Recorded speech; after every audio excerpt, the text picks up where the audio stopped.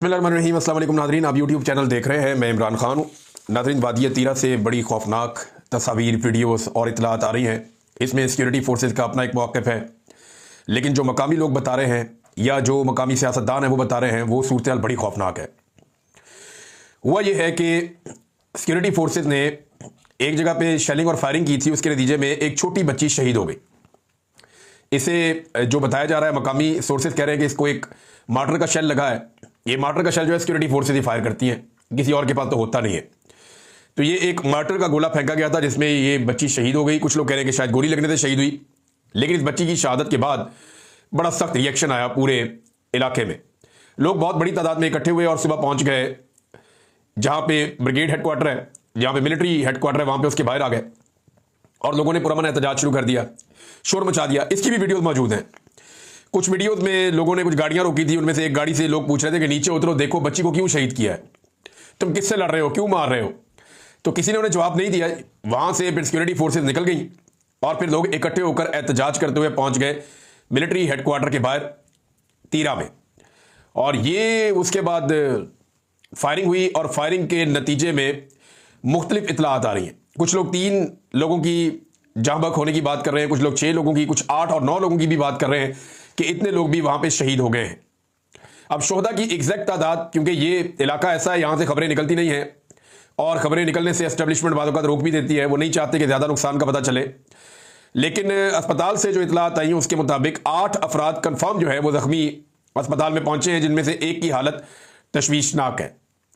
अब ये जो सिक्योरिटी फोर्सेज है उनका ये कहना है कि लोग आए थे एहतजाज करने के लिए और उनका बड़ा जायज़ एहतजाज था। जो सिक्योरिटी फोर्सेज का एक बयानिया मीडिया की जानिब से फैलाया गया या सिक्योरिटी ज़राए ने जो मीडिया को बताया, वो ये कहते हैं जनाब कि ये लोग बिल्कुल पुरअमन आए थे, एहतजाज करने आए थे, उनका हक था एहतजाज करना, लोग ठीक एहतजाज कर रहे थे क्योंकि बच्ची की शहादत हुई थी और इस पर जवाब तो सिक्योरिटी फोर्सेज को देना था। लेकिन इसके बाद अगली कहानी जो सिक्योरिटी ज़राए से आई वो ये आ गई कि इन लोगों के ऊपर खवारिज ने फायरिंग कर दी। सिक्योरिटी फोर्सेज ये कह रही है कि इनके ऊपर फायरिंग की है खवारिज ने, दहशतगर्दों ने फायरिंग कर दी है, हमने फायरिंग नहीं की। तो ये जो मौक़िफ़ उनका है, उसके बाद मैं अब आपको रद्द-ए-अमल बताता हूं। जो पाकिस्तान तहरीक इंसाफ के वहां के वुज़रा हैं उनका रद्द-ए-अमल क्या है, जो मकामी एमपीएस है उनका रद्द-ए-अमल क्या है, ओवरऑल जो सियासतदान है उनका रद्द-ए-अमल क्या है। और उसके अलावा कुछ वीडियो सामने आ गई। ये जो वीडियो सामने आई ना, इन्होंने जो सिक्योरिटी फोर्सेज का बयानिया उसको उड़ा के रख दिया। फोर्सेज ने कहा जी कि हमने तो फौज ने गोली चलाई नहीं लोगों के ऊपर, लेकिन जब वीडियोज आई तो उसमें साफ देखा जा रहा है कि फौज सीधी गोलियां चला रही है और लोगों के ऊपर फायरिंग की जा रही है। अब इसमें अभी तक जितने भी बयान आए हैं वो तमाम बयान बड़ा क्लियरली ये बता रहे हैं कि जो भी किया ये सिक्योरिटी फोर्सेज ने किया। सुहेल अफरीदी सूबाई वजीर है, वो ये कहते हैं रियासत पर काबिज दरिंदे इंसानी इक़दार भूल चुके हैं, मासूम लोगों को मारना इनका मामूल बन चुका है। वादिय तीरा में पुरअमन मुजाहिरीन को शहीद करना इस बात का वादे सबूत है कि रियासत पर काबिज दरिंदे हमें कीड़े मकोड़े समझ बैठे हैं। लेकिन इस दफा हम किसी भी किस्म की डॉलरी जंग का ना हिस्सा बनेंगे और ना ही किसी मखसूस टोले को अपने खून से जजीरे खरीदने देंगे। यह खुद साख्ता दहशतगर्दी है जिसका फैसला लंदन प्लान में बंद कमरों में किया गया था और हालात खराब होने से पहले हमने पूरी कौम को इसके बारे में आगाह किया था। खून के सौदागर ये भूल चुके हैं कि ये सन 2002 नहीं है, ये 2025 है और अब हर शहरी बाशऊर हो चुका है। इंशाल्लाह आपके गलत फैसलों को मानने से पहले भी कई दफा इनकार कर चुके हैं और आइंदा भी करेंगे। हम अपनी कौम के साथ खड़े थे, खड़े हैं और खड़े रहेंगे। इस जुल्म, जबर, फस्तायत और मासूम कबायलियों का खून बहाने की हम बहुत दफा मजम्मत कर चुके हैं, लेकिन अब फैसला सड़कों पर करने का वक्त आ गया है।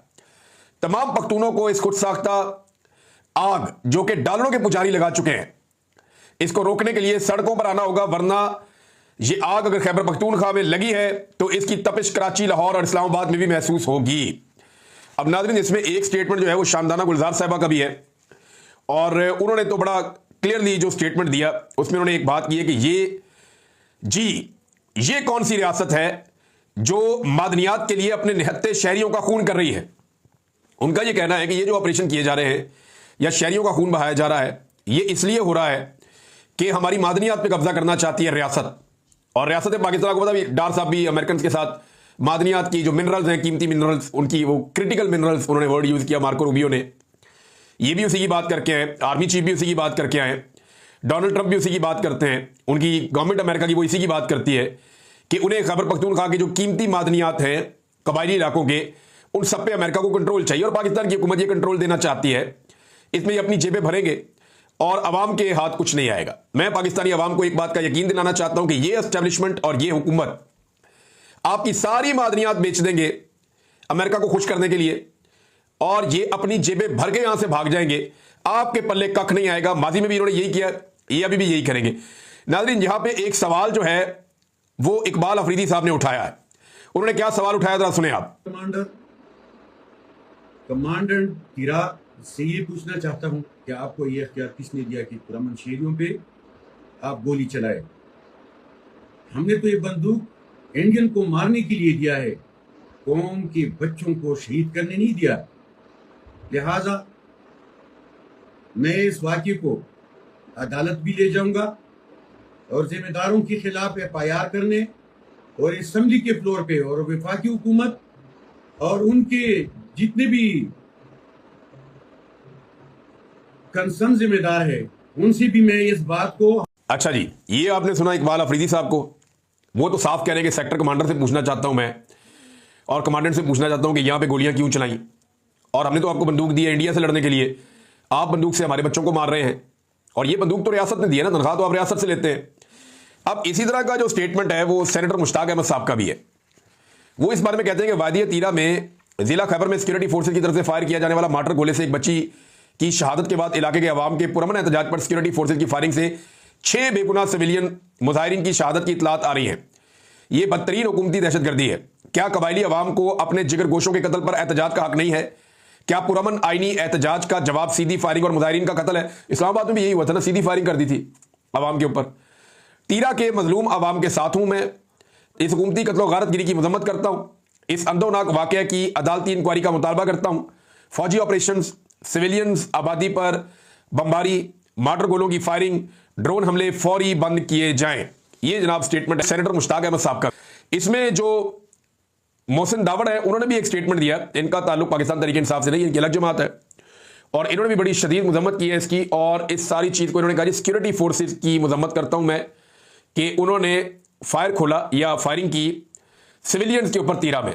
तो इन्होंने भी ये कहा कि ये सिविलियंस के ऊपर जो फायरिंग है ये सिक्योरिटी फोर्सेज ने की है। इनके अलावा और लोग भी यही कह रहे हैं कि ये जो फायरिंग हुई है सिविलियंस के ऊपर ये सिक्योरिटी फोर्सेज ने की है। वीडियोस भी आ चुकी हैं, बहुत सारी चीजें आ गई। अब कुछ चीजें क्लियर हो गई। नंबर एक बच्ची शहीद की गई, पहले ये गलत थी।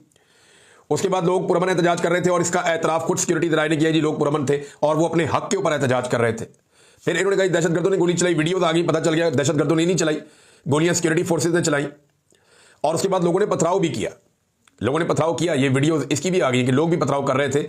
लोग शदीद मुस्तरब थे, गुस्से में आ गए थे कि पहले बच्ची शहीद होगी, अब फायरिंग की जा रही है।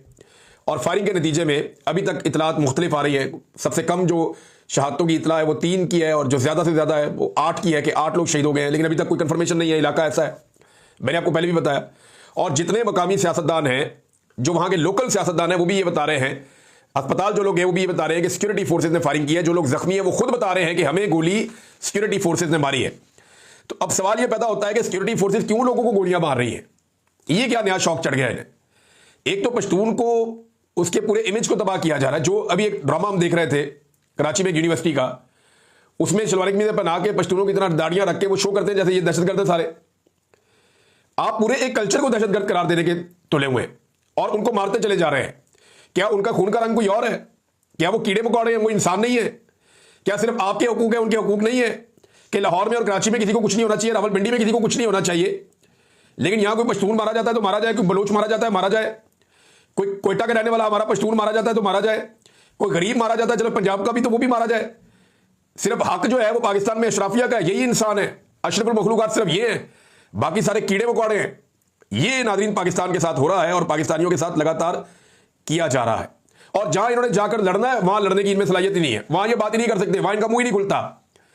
मिसाल के तौर पे ये आप देखें स्टेटमेंट मोहसिन नकवी का, ये बदकिस्मती से पाकिस्तान का वजीरे दाखिला है और इसका स्टेटमेंट देखें, ये एक एतराफ कर रहा है। एक्चुअली तो मैं इसको एक सरेंडर ही कहूंगा।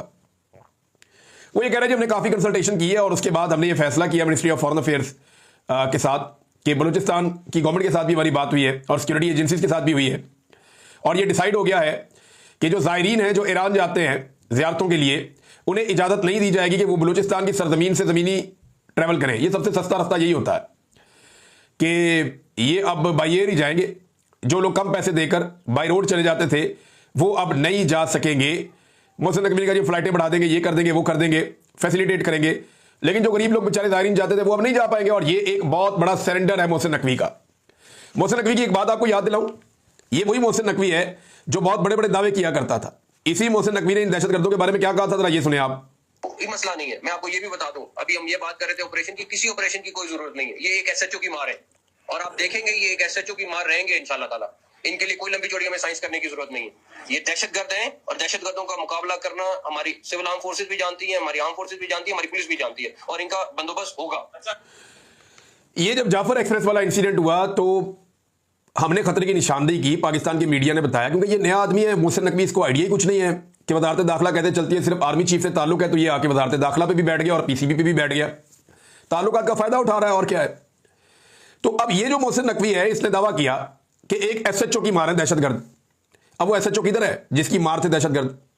आज दहशतगर्दों से दहशतजदा होकर इन्होंने सरेंडर कर दिया कि हम भाई जमीनी रास्ते इस्तेमाल नहीं कर सकते। जब हम ये कह रहे थे कि बलूचिस्तान में नो गो एरियाज बन गए हैं, जब हम ये कह रहे थे कि बलूचिस्तान में कोई ट्रैवल नहीं कर पा रहा, तमाम शाहराहों के ऊपर कंट्रोल हो गया है उन लोगों का जो रियासत मुखालिफ है, जब हम ये बता रहे थे कि पाकिस्तान की गवर्नमेंट की रिट खत्म हो चुकी है बलूचिस्तान से, आज सिक्योरिटी फोर्सेज वहां पे टके टोक रही हैं और उनको बंद कर दिया गया है, उनके अपने कंटोनमेंट्स के अंदर वो बाहर निकल के गश्त नहीं कर पा रहे, एक एसओपी के साथ वो चलते हैं। हालात जब हमने ये बताए थे कि इनका कंट्रोल चला गया है तो ये हमारे दुश्मन हो गए, इन्होंने कहा ये तो मुल्क के दुश्मन है। और आज उन्हीं हालात की वजह से ये ज़ायरीन को मना कर रहे हैं कि आप बाई रोड नहीं जा सकते। और ये कहता था कि एक एसएचओ की मार है सारे दहशतगर्द। किधर है वो एसएचओ? फील्ड मार्शल आपका अपना घर का आदमी है, फिर भी आप लोगों को कह रहे हैं जनाब जमीन से आपने नहीं जाना, हम आपको बाई एयर भेजेंगे। कल जब वहां पे खतरा हो जाएगा तो कहेंगे जी बाई एयर भी अब हम नहीं भेज सकते। ये एक्चुअली एक तरह का सरेंडर है जो हमारी रियासत ने दहशतगर्दों के सामने किया है और ये दहशतगर्दों की एक बड़ी कामयाबी है। वो ये रजिस्टर करने के लिए कामयाब हो गए जनाब कि ये रास्ता हम नहीं देते। और गोली किस पे चलाएंगे? जो निहत्ता होगा, जो कमजोर होगा। बंदूक वाले से मुकाबला करें ना, निहत्ते आदमी को, कमजोर आदमी को, एक पॉलिटिकल पार्टी को, साबिक वजीर आजम को जो गोली नहीं चलाता, आगे से मारता नहीं, उसको पकड़ के अंदर बंद किया, उसकी बीवी को बंद किया हुआ है। इनका सबसे अच्छा शुगल यह है कि कमजोर आदमी को पकड़ो, उसको मारो। सबसे अच्छा इनका शुगल यह है जिससे बहुत खुश होते हैं, कमजोर को मारो, जो आगे से ना मारे उसको मारो। सहाफी को उठा लो, किसी शायर को उठा लो, किसी सियासतदान को उठा लो, इनको मारो, इनको जूते मारो, इनको रगड़ा दो, इनको गोलियां मारो। वो बच्चे बेचारे वादिया तीरा में जब ये फायरिंग के विजुअल्स आ रहे थे तो वहां कुछ बनाते रहे कि बच्चे जमीन पर लेटे हुए, सहमे हुए और गोलियां चल रही हैं। आप अंदाजा करें कि सिक्योरिटी फोर्सेस गोलियां चला रही हैं, बच्चे जमीन पर लेट के अपनी जान बचा रहे हैं। किससे बचना चाहते हैं ये बच्चे? कौन इनके लिए खतरा बना हुआ है? तमाम जितने भी आपके वहां के मकामी सियासतदान हैं या मकामी अमायदीन हैं, आप किसी से भी बात कर लें, वो सारे एक ही बात कर रहे हैं, एक ही बात कर रहे हैं सारे लोग कि यार सिक्योरिटी फोर्सेस ने गोली चलाई और इन्हीं से हम लोग खौफजदा हैं। और इन्होंने बच्ची को भी शहीद किया और उसके बाद जो लोग एहतजाज के लिए आए उन्हें भी इन्होंने शहीद किया और जख्मी किया, ये मकामी लोग कह रहे हैं। हालांकि सिक्योरिटी फोर्सेज के जराए इसका डिनाई दे रहे हैं, वो कहते हैं जी हमने नहीं मारा, वो कहते जी ये तो खुद ही मर गए, इनको मार गए कोई दहशतगर्द आके। दहशतगर्दों ने भी मारा तो आपने तो बचाना था ना, तो आपने बचाने की बजाय क्या किया? बजाय बचाने के वहां पे और नुकसान कर दिया। इवन लोग आपके खिलाफ हो गए। ये नफरत नाजरीन फैलती चली जा रही है, फैलती चली जा रही है। और इसका रीजन ये है कि एक आदमी को कंट्रोल करने के लिए ये अमेरिका को अपने मादनियात देना चाहते हैं कि अमेरिका हमसे खुश हो जाएगा तो इमरान खान के बारे में कोई किसी किस्म की पूछगछ नहीं होगी, हम जितनी मर्जी इंसानियों को की पामालिया करेंगे, हमें इजाजत मिल जाएगी कि इमरान खान को दीवार के साथ और लगा के चुम दें दीवार में।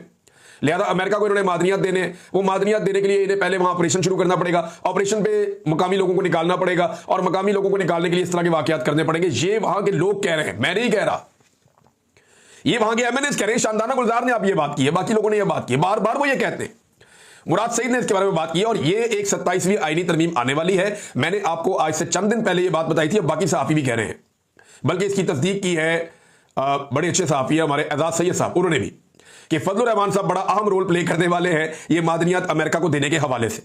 ये आईनी तरमीम में भी रोल प्ले करेंगे और वैसे भी जो घटिया रोल ये प्ले करेंगे अपनी मादनियात अमेरिका को देने के लिए, वो सबको आइडिया है। पता नहीं इन्होंने इस मुल्क में रहना नहीं है, इसकी हर चीज को बेच के ये भागने के चक्कर में पता नहीं क्या करना चाहते हैं। ये मेरी समझ से बाहर है। जिसने इस मुल्क के साथ रहना हो, जिसका मुस्तकबिल इसके साथ वाबस्ता हो, वो कैसे इस तरह की लुटमार का हिस्सा बन सकता है। और नाज़रीन, जब पाकिस्तान में दहशतगर्दी हो रही है ना, एक हफ्ते के अंदर पाकिस्तान के 3 मेजर फौज के शहीद हो गए। ये गुज़िश्ता चंद महीने जो है पाकिस्तान की फौज के लिए मुश्किल तरीन महीने दहशतगर्दी में लड़ाई के हवाले से। जब पाकिस्तान की फौज का मुश्किल तरीन वक्त है, जब लोग भी उनके खिलाफ हो गए, पाकिस्तानी जो है उनके अंदर और पाकिस्तान की फौज के बीच में खलीज पैदा हो गई है बदकिस्मती से, और वो मिलिट्री एस्टेब्लिशमेंट के फैसलों की वजह से हुई है।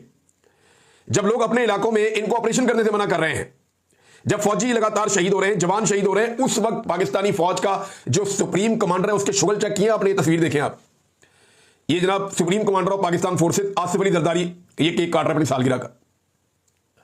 अंदाजा करें आप, ये अपनी सालगिरह मना रहे हैं, जनाब वजीर दाखिला इनके साथ खड़े हैं और ये मुख्तलिफ लोग आप देख रहे हैं दाएं बाएं।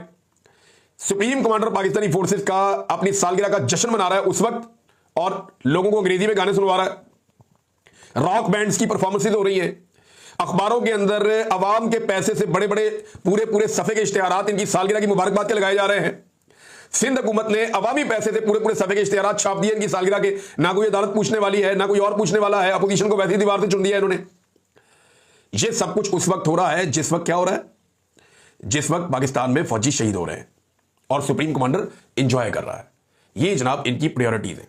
एक चीज मैं आपके सामने और रखता हूं कि पाकिस्तान का ना असल मसला क्या है। हम इधर उधर भागते रहते हैं, मसले की जड़ की तरफ आना चाहिए और हमें पता करना चाहिए कि एक्चुअली हमसे गलती होती कहां पे।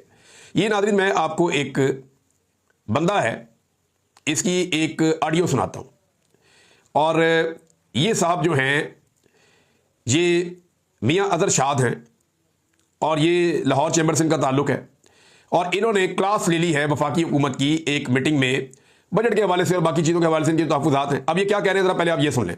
अपने मिनिस्टर साहब की बात बड़ी खूबसूरत लगी इकबाल हसन साहब की कि माफियाज है। तो सर हमारी सियासत में भी तो माफियाज हैं जो 40 साल से एक ही जगह पे बैठे हैं। IBP का 24,000 अरब रुपए का नुकसान हो गया है, ये माफियाज नहीं तो किया है। और 25,000 अरब रुपए अंडर डिवाइसिंग और स्मगलिंग का हो गया, फान ट्रेड का, ये भी माफियाज नहीं किया है। और ये जो बजट आपने पेश किया ये माफियाज नहीं किया है। अगर आप माफियाज हमें समझते हैं तो आप माफियाज से कम है। 40 साल से आप हुकूमत में बैठे हैं, आपने क्या तरक्की की है? 135 अरब डॉलर आपने कर्जाई कर दिया, 200 अरब डॉलर आप लोगों का बाहर पड़ा है और आप कहते हैं इन्वेस्टर लेके आए पाकिस्तान में। How is possible? अच्छा जी, ये बंदा बात कर रहा है एहसन इकबाल से, ताकि एहसन इकबाल बोले हैं तो आगे से इनके जवाब जरा सुने आप। आपने कहा है माफियाज है, आपने खुद कहा है माफियाज है। मिनिस्टर साहब गुफ्तगू ये है कि आपकी पॉलिसी स्टेबल नहीं है, आप पॉलिसी तो।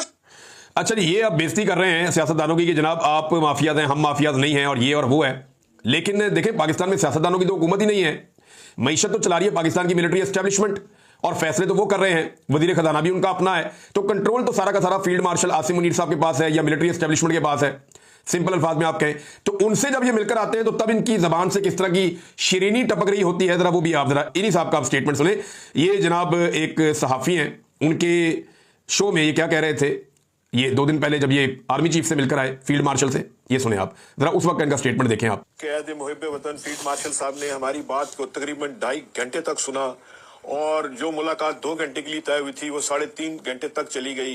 खाना डिनर बहुत अच्छा दिया उन्होंने, मगर उन्होंने जिस दिलचस्पी से और अपने हाथों से और जिस तरह उन्होंने नोट्स लिखे थे, मैं सलूट करता हूँ कि इस तरह काश हमारे पाकिस्तान के सियासतदान इनसे सबक हासिल करें और सीखें कि दुनिया में तरक्की करने के लिए सिपा सलार कहाँ कहाँ जाएंगे। फील्ड मार्शल साहब ने जिस मोहब्बत से हम सब कारोबारी लोगों को इज्जत और एहतराम का रिश्ता दिया है, ये सदियों बाद ऐसी मुलाकातें होती हैं जिसमें उन्होंने हर सेक्टर को फर्दन हर सेक्टर के प्रॉब्लम को जाती प्रॉब्लम समझा।